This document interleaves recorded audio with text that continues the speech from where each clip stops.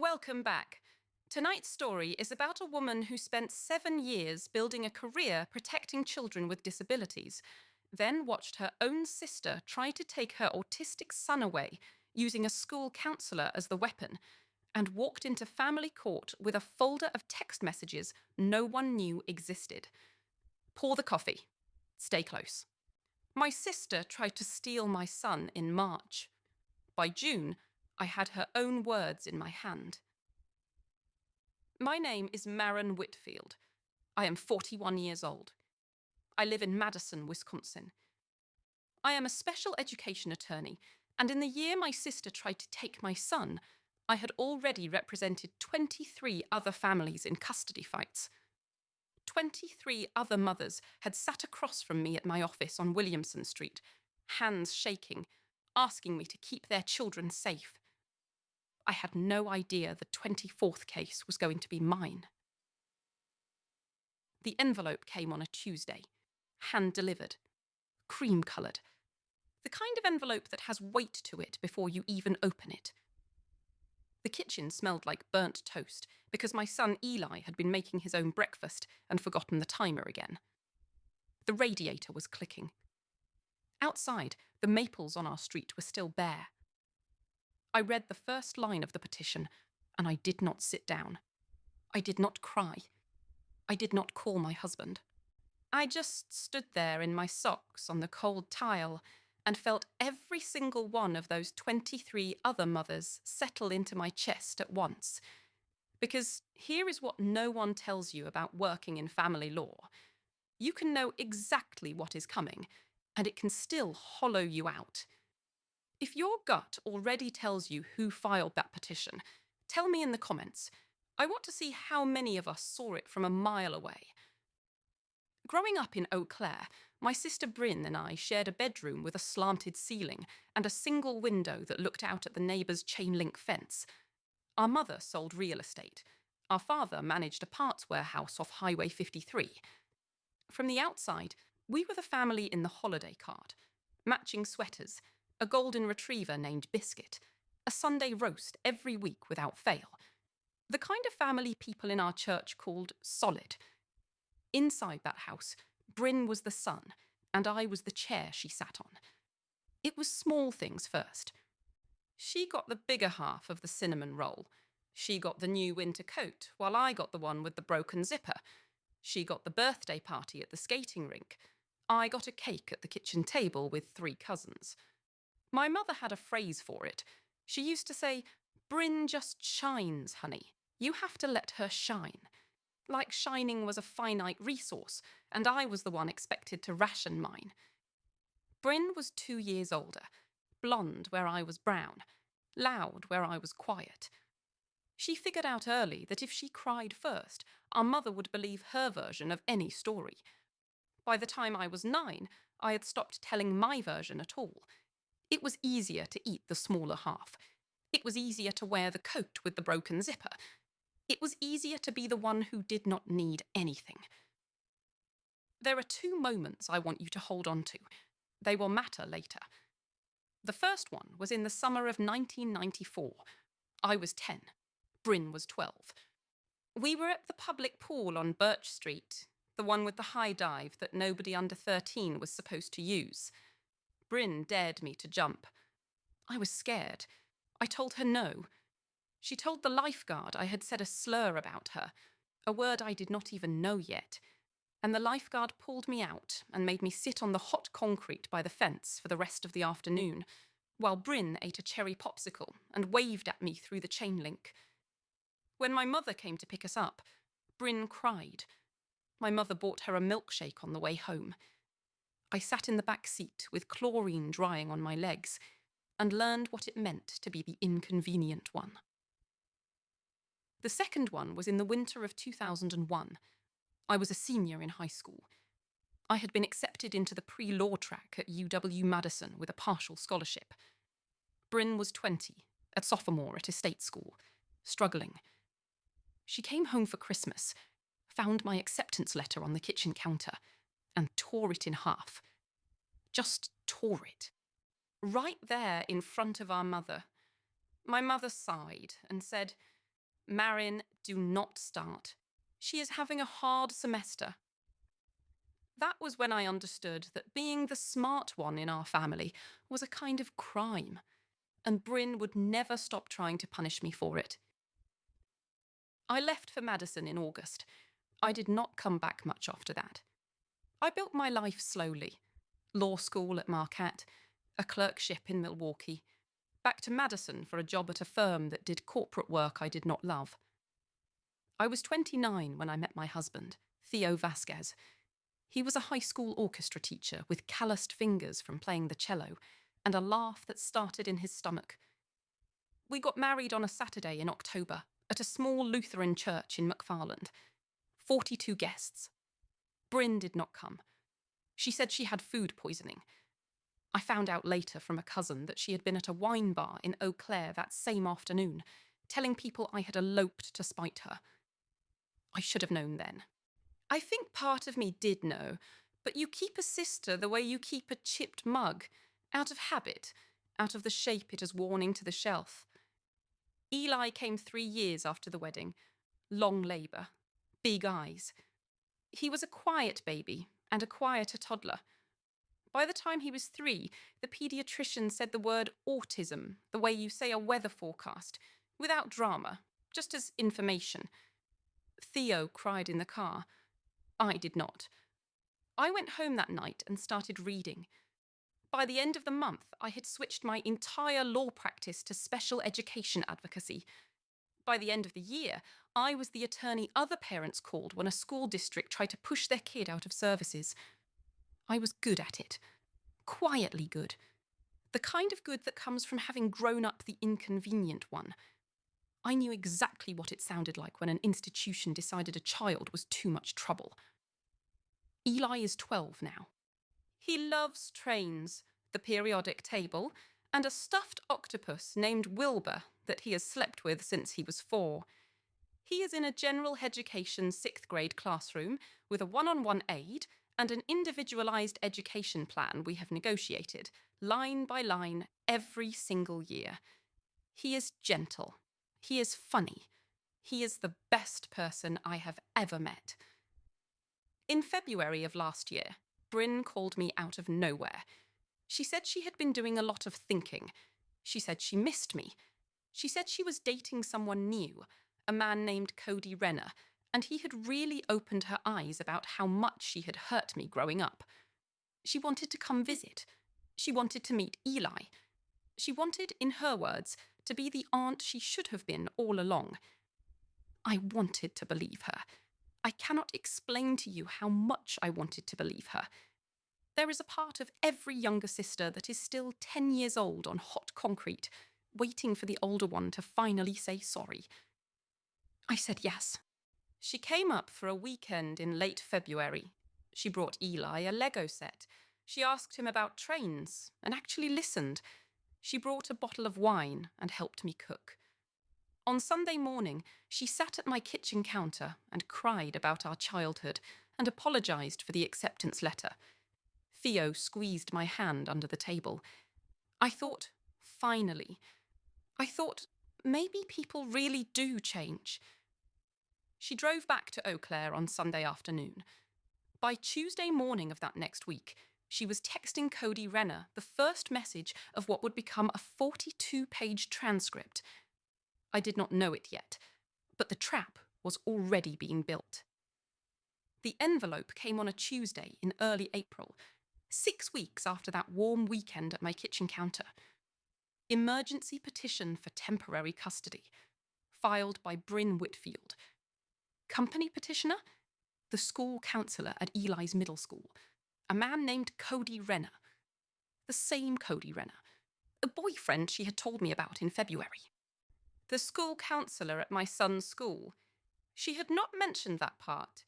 She had not mentioned it because she had been dating him for 7 months already, since the previous August, the same August Eli started 6th grade at that building.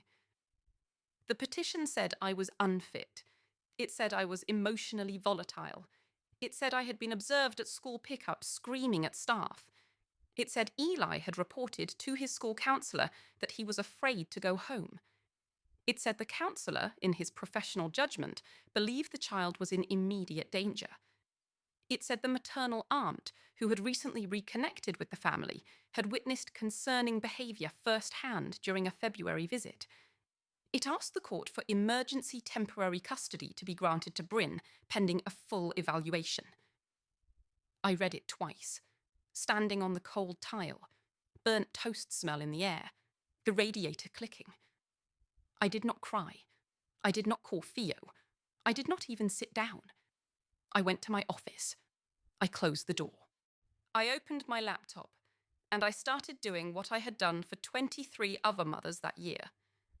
If you have ever had a family member turn cruelty into a strategy, drop a 1 in the comments. I want to know I am not alone in this. Take a breath with me. I know this part is heavy. Here is what most people do not know about emergency custody petitions. They are designed to work fast. A judge can grant temporary placement within 72 hours before the other parent has a real chance to respond, if the petition is compelling enough. The system was built that way to protect children from genuine danger. It was not built for what Bryn was doing. But she had picked the perfect weapon. A school counsellor. A man with credentials.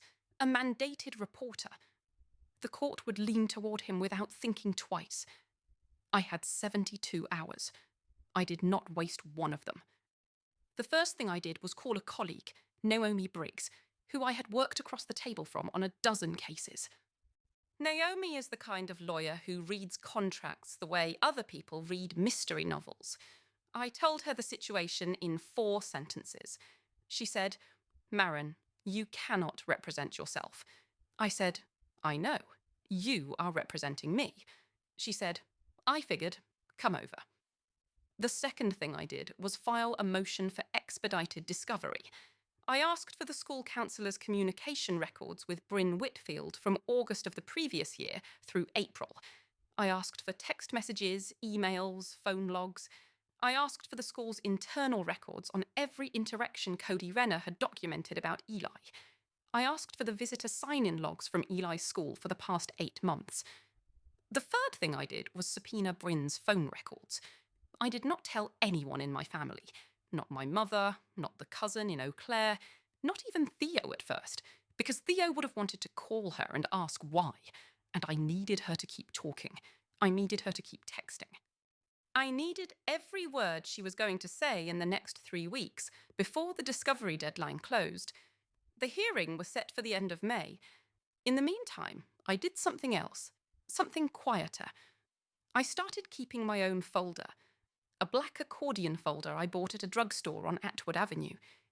Into it went every email Eli's school had ever sent me, every IEP meeting note, every progress report, every text message Bryn had sent me since February, including the cheerful ones from the kitchen counter weekend, every photograph of Eli at his birthday party in March, smiling, holding Wilbur the octopus, 2 days before the petition was filed. Every record that proved my son was safe and loved and known. The folder lived in the bottom drawer of my desk. Theo did not know about it yet. Naomi did not know about it yet. It was just mine. The way the broken zipper coat had been mine. The way the smaller half of the cinnamon roll had been mine. Except this time, I was the one deciding what it would be used for. The subpoenaed text messages came back on a Friday in early May. 42 pages. I read them at my kitchen table at 1:15 in the morning, while Theo and Eli slept upstairs. The house was quiet, except for the refrigerator hum. I made a pot of coffee I did not drink. I read every single message twice. The first one was dated March 3rd. Bryn to Cody. It said, "Okay, so I went up there this weekend and played nice. He bought it. Now we just need to build the file slowly so it does not look coordinated." The file.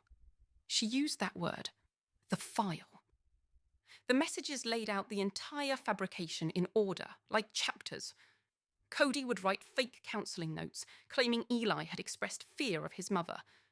Bryn would call the school's main office twice a month and leave voicemails as a concerned aunt. Cody would log those calls in the student record. Bryn would text our mother selectively, planting the idea that I had been, quote, unstable since the autism diagnosis.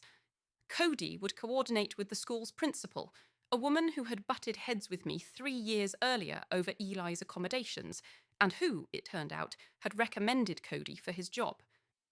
There was a message from March 19th, where Bryn wrote, "If we get the kid, my mum is going to give me the house in Eau Claire. She has been saying so for years. He just needs to be in my care for 6 months for it to look natural." The house. She wanted my mother's house, and she was willing to use my child to get it. There was a message from April 1st, the day before the petition was filed. Cody wrote, "Are you sure she will not see this coming?" Bryn wrote, "She is so wrapped up in being the good lawyer mum, she would never imagine her own sister. She still thinks I cried at her kitchen counter because I meant it." I read that one 3 times. Then I closed the folder. I did not cry. I made a second pot of coffee, and I started building. The hearing was on a Thursday in late May, courtroom 4B at the Dame County Courthouse on Hamilton Street. The room had bad fluorescent lighting and a radiator that ticked the same way the one in my kitchen ticked. Bryn sat at the petitioner's table in a grey suit I had never seen her wear. She did not look at me. Cody Renner sat beside her, hands folded, the picture of a concerned professional.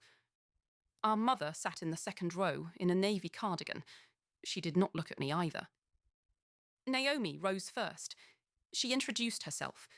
She said we had no objection to the court hearing the petitioner's case in full before we presented ours. Bryn's attorney, a man from a firm in Warsaw, looked pleased. He thought we were unprepared. Cody testified first. He said Eli had come into his office on 3 separate occasions and expressed fear. He said he had documented these conversations in the student record. He said, in his professional opinion, the child was at risk. Bryn testified second. She wept on cue. She said she had reconnected with her sister in February out of genuine love and had been horrified by what she had witnessed. She said she had no choice. She said she was acting only as a concerned aunt. Then Naomi stood up. She said, "Your Honour, we would like to enter into evidence the petitioner's text message records from August of last year through April of this year, obtained through subpoena and authenticated by the carrier." Bryn's attorney objected. The judge overruled him. Naomi began reading. Slowly. Calmly. She read the March 3rd message about playing nice. She read the March 19th message about the house in Eau Claire. She read the April 1st message about the lawyer mum who would never imagine her own sister. I watched my sister's face. The exact moment she understood what was happening. The exact moment she remembered I had spent 7 years subpoenaing school records for other people's children and had a black accordion folder in the bottom drawer of my desk. Then I stood up. Naomi nodded. I took the witness stand. The judge asked if I had anything to add. I said yes. I said, "Your Honour, my sister and her partner sat in a public school for 8 months and used a child with autism as currency for a house." I said, "My son loves trains and the periodic table and a stuffed octopus named Wilbur." I said, "He has never once told a school counsellor he was afraid of me, because he has never been afraid of me. And the only fear in any of this was the fear my sister felt when she realised she could not shine unless someone smaller was sitting in the dark." I looked right at Bryn, and I said one more thing. I said, "You told him I was so wrapped up in being the good lawyer mom that I would never imagine my own sister. You were wrong. I imagined exactly this. I have been imagining exactly this since 1994. The judge dismissed the petition before lunch. The school district opened an internal investigation into Cody Renner that same afternoon. He was terminated within a week. Bryn was charged with filing a false report and conspiracy to commit fraud. My mother did not give her the house. My mother did not give her anything. If you have stayed with me this far, thank you. Tell me in the comments what part of the story stayed with you the most. I read every single one. I drove home that afternoon with the late May sun cutting through the windshield. Eli was at school. Theo was at school. The car was quiet. I took the long way home, down John Nolan Drive, past the lake. The water was that early summer colour, somewhere between grey and blue. I talked to the 10-year-old girl on the hot concrete by the chain-link fence. I told her she had been right to be scared.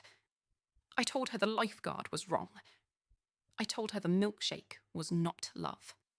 I told her that the smaller half of the cinnamon roll was not what she deserved. I told her she was not the inconvenient one. She was the one who had been paying attention the whole time. She was the one keeping the receipts when no one else thought she would ever need them. I pulled into my driveway. The maples on our street were full now, green. The radiator inside my house was finally quiet. Being unwanted by broken people is not the same as being unworthy of love. It just means you had to learn early what most people never learn at all: how to keep your own folder, how to wait, how to walk into the room with the truth in your hands and read it out loud in your own voice. I went inside. I put the kettle on. I waited for my son to come home.